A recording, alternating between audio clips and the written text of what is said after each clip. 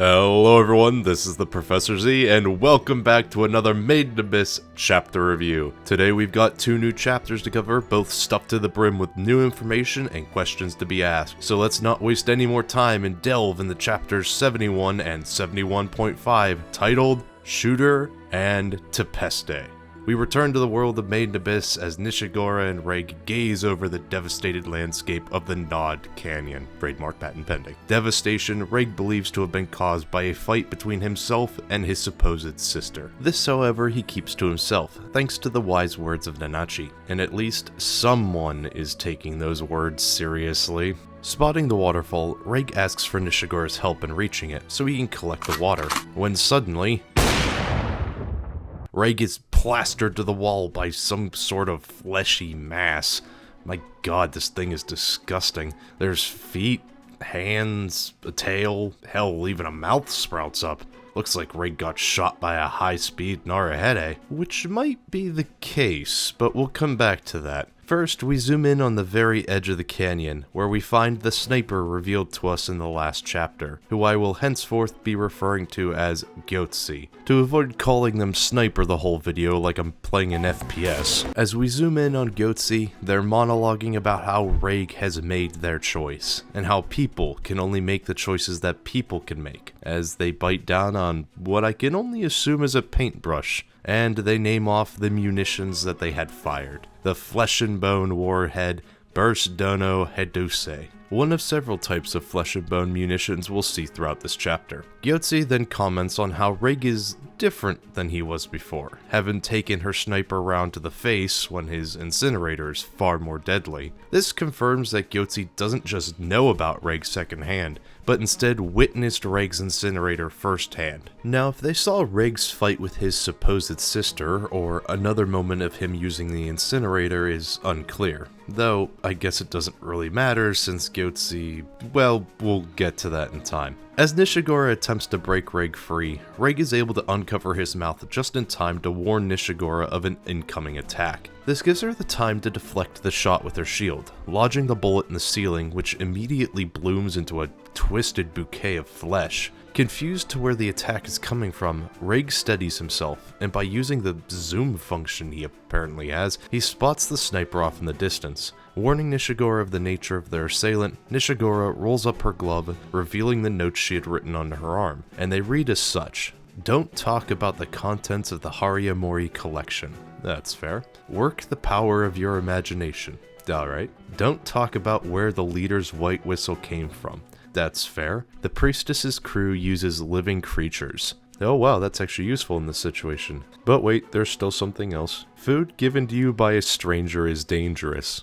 You know what? The fact that that needed to be written down means Nishigora at some point had accepted food from a stranger and it didn't end well, and the image of that just is incredibly funny to me. With this information in mind, Nishigora brilliant minds her way into realizing that they're under assault by the priestess's crew and calls out to the others. This, however, triggers the mass of flesh holding Reg down as it begins to climb up the wall, taking Reg with it. Trying to help Reg, Nishigora momentarily leaves herself open, and despite her best efforts to block the attack, she is hit in the leg by one of Goatsy's flesh bullets. Goatsy had actually anticipated that Nishigora would block high, so she was able to get the mix-up by swinging low. After some light taunting from Goatsy, we actually get an indication that she is not merely talking to herself. The lines, "No, I'm not overdoing it. It's that thing, you know? Strongly observe the situation to..." what again? "Sample the mayhem?" Oops, what now?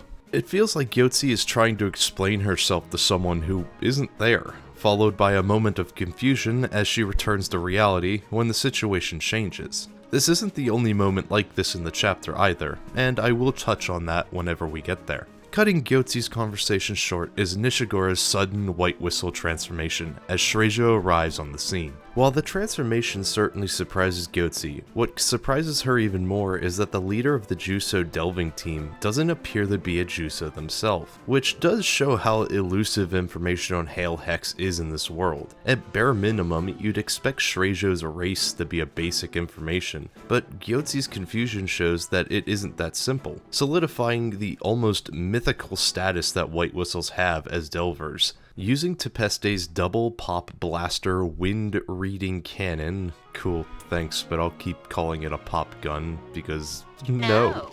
Shrejo then puts up a smokescreen which greatly angers Goatsy. With a moment to breathe, Nishigora tears Reg free, and Reg in turn asks if Nishigora's leg is okay. It's fine, as if it had suddenly healed, but we'll come back to that later in the chapter. Catching Shrejo up on the current situation, a plan begins to take shape. It's decided that the group can't just retreat into the cave since it would just cause them to be targeted later on, so they'll attempt to incapacitate the sniper and bring them in for questioning. To hopefully confirm the sniper's location, Rake peeks out to check, only to find that an airflow belt has obstructed his view, and that there is now an eye sticking to the canyon wall parallel to him. Confused at first, Reg quickly realizes that canyons don't normally have eyes, and quickly calls for a retreat. It comes too late though, as Reg tanks a literal earth-shattering attack from Goatsy, this being a new flesh and bone warhead called Burst Donor Arakabuki. Sometimes I really hate pronouncing these names. This one's got a lot more kick though, on both the target and the wielder. Such a shot is only possible though because of the eye Goatsy had deployed, one of several that can be seen in this panel. The eyes are shown to be both immune to the curse of the abyss and unrestricted by Haduses, the latter of which is a bit of an unknown, since at the moment the only reference we have to the term Haduse is the previously used munitions, which had restrained Reg. To make a simple guess though, I'd imagine that the initial Haduse has more restricted movement, only really being able to move upwards, but in exchange has greater mass, while the Flesh Eye, though less powerful on its own, has better mobility, so he can reposition better, giving the user a wider field of vision. One last thing worth pointing out on this page is Goatsy's comment, "Little interference boy, how do your friends taste?" At the moment, there's no clear answer as to what is being referred to here, but it does become clearer in a few pages, so keep it in mind until we come back to it. Returning to Reg, who has been knocked clear on his ass after tanking Goatsy's attack, we find that he was only able to prevent the perfect headshot by blocking with his arm, which has now been left with a heavy scar. Despite being shaken and stirred, Reg is still conscious enough to move further into the cave, where he explains to the others about the eye and how it allowed Goatsy to hit him despite the airflow belt blocking their view. Shrejo does find it odd that their assailant hasn't changed position in between shots, but due to the curse, moving would probably prove very difficult. This prompts Nishigora to suggest that they move out of the other side of the tunnel, even if they could be followed. Shrejo rejects this, hoping to give Nanachi more time to rest, and to at least incapacitate the sniper to prevent future attacks. Interrupting Shrejo's thoughts is the arrival of someone new, and the transition back over to Goatsy as they curse their inability to finish off Reg. Through Goatsy's ramblings, we get two bits of information. Firstly is confirmation that they are indeed communicating with someone else, when Goatsy actively tells this secret accomplice to stop talking. But who are they? While we can't confirm anything, it is heavily implied through the lines, "They came from you, so it couldn't get through your armor," that this accomplice is a person who in some way or another creates both interference units and the ammunition Goatsy uses. It also ties back to Goatsy's earlier comments about Reg being hit by his friends. This information is huge, and hopefully once Goatsy is apprehended, Reg can finally get some answers about his creators. Returning to the chapter, Goatsy once again proves that she cannot multitask as she finishes reloading, only to find that the situation has changed once again with the arrival of the twins, who at the moment are attempting to use the eye creature as a window to use their powers. Unfortunately, this seems to be a one-way window, and the twins can't see Goatsy like they can see them. There's no time to contemplate on this though, as Nishigora warns the twins of a coming attack, and an attack it certainly is. Despite Nishigora blocking the shot, the resulting shockwave is enough to knock everyone else off their feet. Heck, the twins even have their feet blown clear off their bodies. Luckily though, Shrejo and Reg, don't worry buddy, you've had a long day, here's your participation trophy, they're able to prevent the twins from coming to any real harm. Someone who's about to have a lot of harm come to them though is Goatsy, as the twins get a clear enough view of Goatsy to activate their powers. Now, I don't really know what I'm gonna do about these next few pages. I don't even think it's possible to censor this without the page looking like this. So, consider this your warning, I guess. Heck, you're watching Made in Abyss content and have made it this far. You should be well aware what you've signed up for at this point. With that out of the way, I hope you're ready to study human anatomy because we're gonna see what the inside of a human arm looks like. Yes, take that all in, because now we get to see legs if they were turned into mashed potatoes. Come to think about it, has anybody checked on Akihito as of late? I think he was working out some aggression with that one. Despite having her body weight reduced by 40%, Goatsy crawls her way towards her gun, all the while in shock that the twins are still alive, referring to them as bombs. Grasping a large piece of ammunition, this one brandishing the same symbol we've seen several times in the manga, Goatsy loads it into her gun, that shoots steam out in response. With the flesh and bone warhead Burst Donor Grons loaded, Goatsy laments that Reg and the members of Hail Hex will be the targets of this warhead. All the while, the third party Goatsy has been speaking with has been trying to speak with them only for Goatsy to brush them off as they prepare to fire. Over on Reg's side, the twins are in shock at Goatsy's tenacity, while Shreijo unwavering calls out the Nishigora to prepare for battle. With both sides ready for a final showdown, Goatsy proclaims, "Reverberate, echo of the farthest star," pulling the trigger and blowing Reg's team away.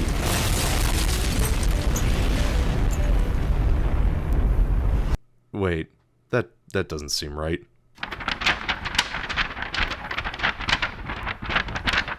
Oh, here we go. As the two teams prepare to clash, the great Tom stops the fight as he files a noise complaint against Goatsy, and professionally, Tom and Goatsy go off to discuss the issue like adults. That doesn't seem right either.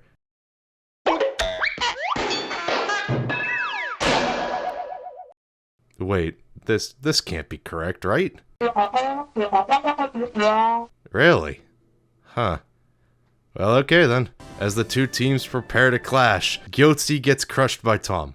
Kind of anticlimactic, but okay. With Goatsy vanquished and Tom off to who knows where, the group returns to camp. There's then a bit of a jump forward, since we don't really need a recap at this point, and pick up where Reg is explaining how he got his scar. From his explanation, we learn a bit about how the living munitions felt to Reg. It wasn't a metal bullet or even an explosive like you'd expect, but more so an engineered bone crafted to produce an impact. It's a strange thing, but luckily Shreijo had collected the remnants of the munitions, so hopefully we can learn more about it in the future. As Faputa freaks out over Reg's injury, Riko asks if anyone else was hurt during their encounter with the sniper. Reg gestures to Nishigora, telling Riko that she had been shot in the leg. It's here we learn that the white whistle has an initial healing effect on the recipients of its power, be it Juso or beings like Reg. This initial burst of healing seems to return the recipient to peak condition, healing the wounds like Nishigora's leg or even the chip in Reg's arm that he had received from the turbaned dragon. It does, however, only seem to be a short-term boost, since Yadaramar in the previous chapter began having issues after using the whistle's power for an extended period of time. As Faputa is being adorable, Riko asks what ultimately happened to the sniper, and when Reg is about to tell Riko about the twins' actions, he hesitates. Remembering the words spoken to him previously, Reg comes to the conclusion that the twins' power may be tied to their memories. It's very possible that after getting a good view of their target, that the twins are capable of tapping into the memories in which they lost their limbs and use those memories to inflict the same injuries onto said target. While an extremely powerful ability, it's equally terrifying, a very real threat that crosses Reg's mind that it could be turned against the members of Team Riko, and the resulting carnage could be catastrophic. But Reg pushes these thoughts to the back of his mind, choosing to instead share this information later and not to view the twins as a threat to be defeated, but instead as something to be protected. A noble goal, given the twins' situation, but let's just hope it doesn't come back to bite him. So instead of telling Riko about the twins' actions, Reg instead skips to the part where Tom crushes both Goatsy and their hiding spot. Riko is surprised to hear that the Tenmaku? Huh, that's a weird way of spelling Tom. Anyway, they're surprised at their return. With Reg's recap of events pretty much wrapped up, Tepaste suddenly asks to speak. With permission granted, Tepaste asks Riko if she's in possession of her senpai's mythographer recall device, believing she had seen it earlier when Riko emptied out her backpack. Shrejo is understandably curious as to who they're talking about, and while Riko drowns in Fabuta's fluffiness, Ray guesses that Tepaste is referring to the dead Delver they found on their way here. With semi-confirmation that's who Tepaste is referring to, Ray asks Riko what a mythographer is. And apparently it's a recording device that can hold various things, such as images and smells.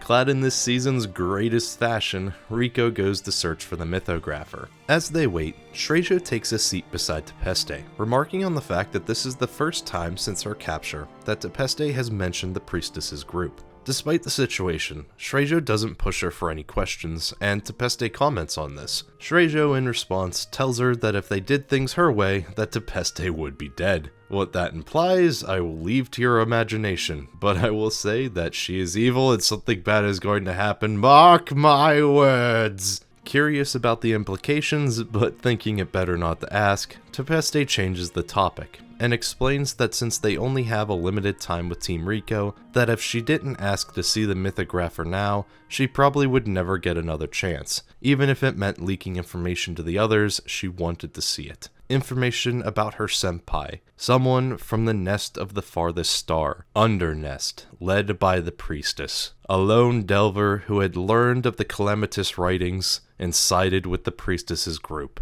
This man's name was Krivali. With that, we reach the end of Chapter 71, but we have not reached the end of this video, for Chapter 71.5 awaits, so let's delve right in. But before that, let's address the elephant in the room. Yes, Chapter 71.5 has its moments, so leave your complaints about it in the comments below, and maybe while you're down there, consider subscribing. Sorry, I got something stuck in my throat. What I'm trying to say is that it's not that big of a deal, and to not let it ruin what's otherwise a pretty good chapter. Now with that out of the way, on to the review of Chapter 71.5, titled Tepaste. We find ourselves in the past. How long ago in the past? I have no idea. With the abyss's wibbly-wobbly, timey-wimey inconsistency, this could be a few years ago or a few decades. Regardless, we find a young Tepaste being reprimanded for indulging in her natural bodily urges. Why? Well, we learn throughout this chapter that Tepaste was raised by a cult known as the Undernation as a priestess applicant. An interesting development that shows us that the priestess isn't a single individual from times long past, but instead is an individual chosen every so many years. We'll dive more into this later in the chapter. For now, we find that it's Watashi who's scolding Tepaste. This is Watashi pre-dismemberment, showing us that they eventually bit off more than they could chew with this whole cult thing. Anyway, Watashi wants Tepaste pure and untainted. But when asked why by Tepaste, they merely say that there's no need for her to know. Jumping ahead some time, Tepaste is traveling with a caravan through the fourth layer, although it would be more accurate to say that she's being carried along by a caravan. As she awakes, Tepaste catches a conversation being held by the travelers. The first tidbit of information is that the previous priestess candidates that have been sent down here have not successfully reached their destination. The next bit is that being the priestess candidate is merely a fancy term for offering or sacrifice. Finally, the last bit is about a bead that the priestess candidate would need to interact with in some way. These are all broken conversations coming from various people, so we don't get a complete picture of what any of them are discussing. Curious as to what the others are saying, Tepaste asks what they're talking about, only to receive the same response from earlier. She doesn't need to know. More time passes, and the Undernation caravan comes face to face with a group of delvers. Having been tipped off about the caravan's approach, the delvers aren't there by chance. Though it seems that what the delvers know seems to vary from person to person, with some of them clearly knowing about the cult, and others not so much. The delvers give the caravan an ultimatum. You can leave, but you've got to leave everything you've got behind as well. Of course, this is rejected, and combat quickly ensues. This battle is just as quickly interrupted, though, by a very familiar face. The Orb Piercer makes its appearance, skewering everyone and anyone it comes across. As it grows closer to Tepaste, a delver suddenly appears and forces her to look away from the creature, telling her that pointing your consciousness towards it will only draw its attention. Despite the situation, Tepaste is pretty calm and immediately follows the delver's orders, who henceforth shall be referred to as Richard. Richard was actually aware of the true identity of the caravan that their group was engaging. He even hoped to have some fun with the priestess candidate he had heard all about,